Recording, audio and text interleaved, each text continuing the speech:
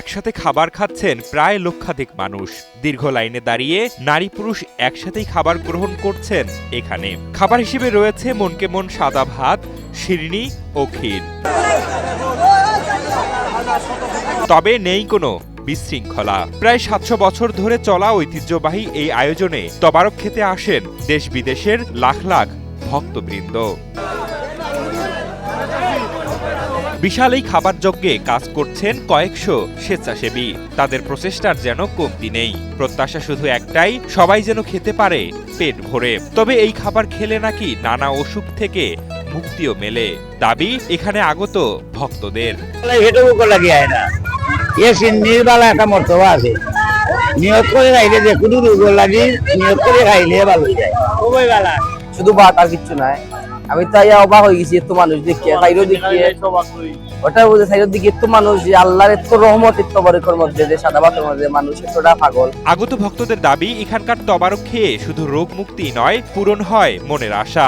একই সাথে ভক্তদের দাবি এখানে দান করলেও নাকি মনের আশা পূরণ হয়। তাই ছোট বড় হাড়ি পাতিল ভর্তি রান্না করা ভাত আর ক্ষীর নিয়ে এখানে আসেন ভক্তরা।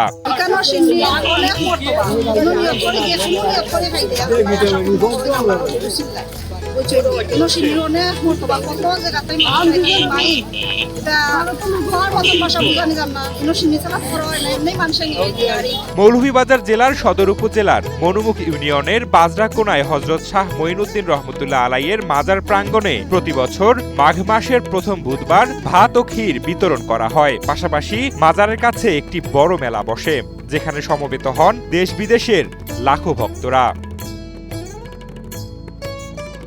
স্থানীয়রা জানান, ওরস উপলক্ষে মাজার প্রাঙ্গণের দুটি বড় আকারের স্থায়ী পাকা পাত্রে ভক্তদের দেয়া শিরনিগুলো আলাদা করে জমানো হয়। জমাকৃত ভাত, ক্ষীর ও শিরনিগুলো একদল স্বেচ্ছাসেবক তাওয়া দিয়ে নাড়াচাড়া করে তা মিশ্রণ করতে থাকেন।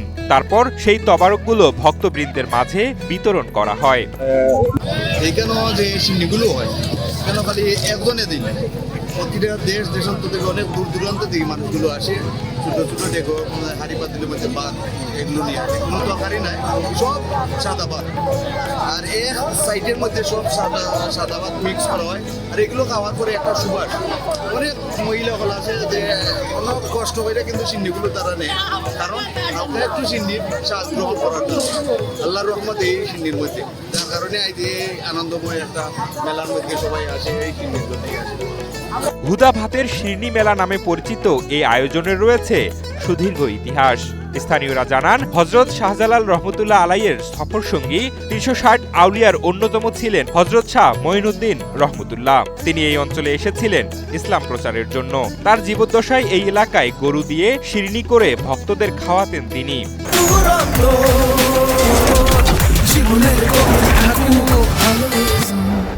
কিন্তু এক বছর ঘটে এক ভিন্ন ঘটনা।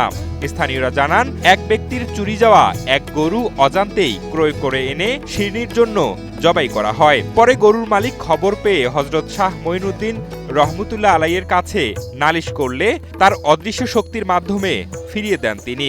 এরপর থেকেই শিরনিতে সকল ধরনের পশু জবাই করা নিষিদ্ধ করা হয়। এরপর থেকেই এই আয়োজনে খাওয়ানো হয় সাদা ভাত, ক্ষীর ও শিরনি। আমার শাহজালাল সাহেব ৩৬০ আউলিয়ার সফর সঙ্গী, কত বছর আগে তাই ইন্তেকাল করছেন, এটা আমরা কেউ জানি। আমরা পূর্বপুরুষটাই যেটা জানি, ওখানেই আমরা এর চিন্তা করতে হইতাম পারতাম না। আগেই গরু সিন্নিত হিসাব থাকা অবস্থায় গরু তো বড় সিন্নিত সুরিয়া নিয়ারি গরু এজনে চুরি করিয়া চুরি হয়ে যায় হিসাব জীবিত থাকা অবস্থায়। তো গরুর তো সাধারণ অবস্থায় সিং সকাল বসে না, হিসাব তখন জীবিত আসলা শীতর দিন চিন্তা করে ভাড়া বুঝিয়ারি তার দর বাঁচি আর গরুর মালিক আছে হিন্দু বলতে বিচারা গরু তুলে দিকে গিয়ারে গরু আর হিন্দু গিয়ারে বিচারে হিসাবে হিসাব আমি একটু গরু আছিল আমার, আমি একটা গরু গিরস আমার দুটা চুরি করে আনিছে কি করাম, ও সিম দেখে ধরাম যে আমার হিসাবে বলে তোমার যদি গরু যেটা বাড়ির যাই ঘুরে তুমি যাও গিরস বাড়ির পুরানো হয়েছে না, হিসাবে গরু সিং আট দিকে ধরা হয়েছে, তার গাড় সাত দিয়া ধরা করিয়া ফিরি চাপা একটা যাওয়া সব গৃহস্থ তুকাকি বাড়ি দিয়া তখন দেখা যায় গৃহস্থর হরিয়া গরু দৌড়া চলছে। ওইটাকে হিসাবে তাই নসিহত হয়ে আগে চলছে কিয়ামতের আগ পর্যন্ত আমার এখানে এই তারিখে যে চিহ্নিত হইল গরু, ছাগল, হাঁস মুরগ অর্থাৎ রক্তৌলি কোনো জিনিস আমি কেন হয় না। তবে এই আয়োজন ঘিরে মাজারের কাছাকাছি বসে আরেকটি মেলা, যেখানে নানা জাতের পণ্য সামগ্রী, খেলনা, খাবারের হোটেল সহ মাছ ও সবজি বিক্রি করতেও দেখা যায়।